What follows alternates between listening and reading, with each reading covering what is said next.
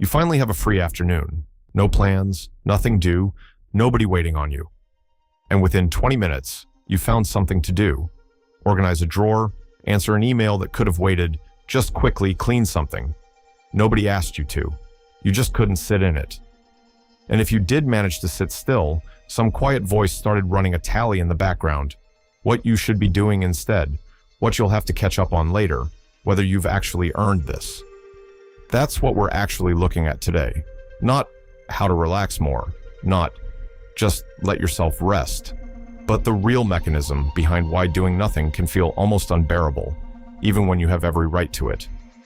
There are 4 layers underneath this, each one older and less visible than the last. Stay for the 4th one, because it's not even really yours to begin with. You inherited it. Let's clear the usual explanation out of the way first, because it's the thing that keeps this invisible. You've probably told yourself some version of it. I just have a strong work ethic. I'm just an ambitious person. It sounds like a compliment, so nobody questions it. But treating constant productivity as a personality trait is exactly what keeps you from noticing it's actually 4 separate, well-documented pressures stacked on top of each other, and every one of them can be named. Layer 1 is the part that has nothing to do with other people watching. Researchers Christopher Hassi, Adele Yang, and Liangyan Wang ran a simple experiment. Give people a choice between sitting idle for a set period or completing a pointless errand that accomplished nothing for the same reward either way. People chose the errand, and they were measurably happier doing it than sitting idle, even though it achieved literally nothing. Their conclusion was direct. People dread idleness, but they need a reason to be busy, and almost any reason will do. That's layer 1. Before status, before self-worth, there's a plain, built-in discomfort with unoccupied time itself. Layer 2 is where other people enter the picture. Researchers Sylvia Belezza, Neeru Paharia, and Anat Kanan studied how busyness gets read socially and found something that flips the old assumption. In North American culture, appearing constantly busy and short on leisure time doesn't signal that you're overwhelmed. It signals that you're in demand. Busy reads as competent, ambitious, scarce, valuable. Idle reads as replaceable. Think about how often "I've been so slammed" gets said with something close to pride, while "I've had a really quiet week" gets said almost apologetically, like it needs defending. So the discomfort with rest isn't only internal anymore. Some part of you may have accurately picked up on a real social cost to looking unoccupied, at least in the culture you're standing in. Here's the part that gets less abstract and more personal. Layer 3 isn't about what other people think of you. It's about what an empty day is allowed to say about you, to you. Psychologists describe self-worth as often being contingent, wired to a specific scoreboard. For some people, that scoreboard is approval. For others, it's appearance. But for a lot of people, it's specifically output, what got done today. When self-worth is plugged into that scoreboard, an unproductive day doesn't just feel like a missed opportunity. It temporarily rewrites how you feel about yourself, full stop. Think about the difference between a sick day and a lazy Sunday with nothing planned. The first one usually comes with a built-in excuse, so it barely registers. The second one doesn't come with an excuse attached, so the scoreboard reads it as a choice, and the verdict lands differently. That's why the guilt can feel disproportionate to the actual stakes of one quiet afternoon, because it was never really about the afternoon.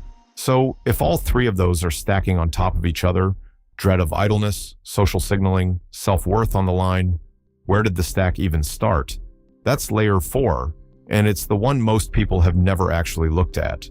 Long before productivity apps, before careers, before most of modern life as you know it, sociologist Max Weber described something he called the Protestant work ethic, a belief system where constant labor and the avoidance of idleness weren't just practical. They were treated as evidence of moral worth, even salvation. Psychologists still measure this today as an individual difference trait, and people who score higher on it judge both themselves and other people more harshly for unproductive time. Most people carrying this belief were never handed the theology behind it, just the residue. Idle hands, you haven't earned it yet. Rest is something you unlock, not something you're simply allowed. You didn't choose this belief any more than you chose a language to think in. It was already running in the background of the culture you grew up in, long before you had any say in the matter. Now here's the turn, because this is where the whole stack collapses under its own logic. Burnout researchers Christina Maslach and Michael Leiter have spent decades documenting what actually happens under chronic overextension without real recovery, exhaustion, cynicism, and a measurable drop in how effective you actually are. Not eventually either. It compounds, which means the thing all four layers are supposedly protecting, being seen as valuable, competent, worth keeping around, is the exact thing that erodes when you never let yourself stop. The guilt isn't just uncomfortable, it's actively working against the outcome it thinks it's guarding, like a smoke alarm that starts a fire trying to prevent one. So what actually helps if the pressure is this layered? First, notice the reflex in the moment.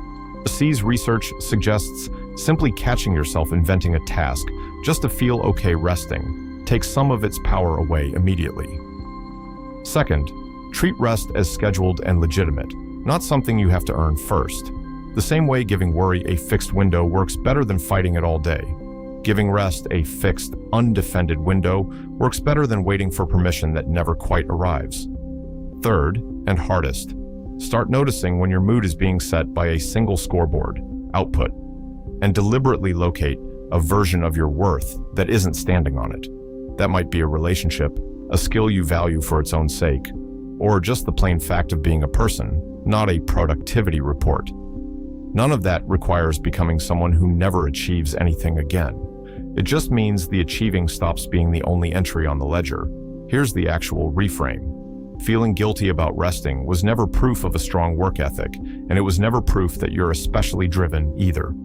It's four traceable pressures: a built-in aversion to idleness, a social signal you picked up on correctly, a self-worth system wired to the wrong scoreboard, and a few hundred-year-old belief that was never really yours. You just never got handed the version of the story where you could put it down. So here's the challenge. Next time you catch yourself inventing a task on a free afternoon, pause before you start it. Ask which layer just fired: the discomfort, the image, the scoreboard, or the inherited rule. Tell me in the comments which one hit closest to home: the discomfort you can't explain, the image you're managing, the scoreboard you're chasing, or the inherited rule you never agreed to. If this helped you see the mechanism instead of just the guilt, subscribe. New psychology breakdowns every week.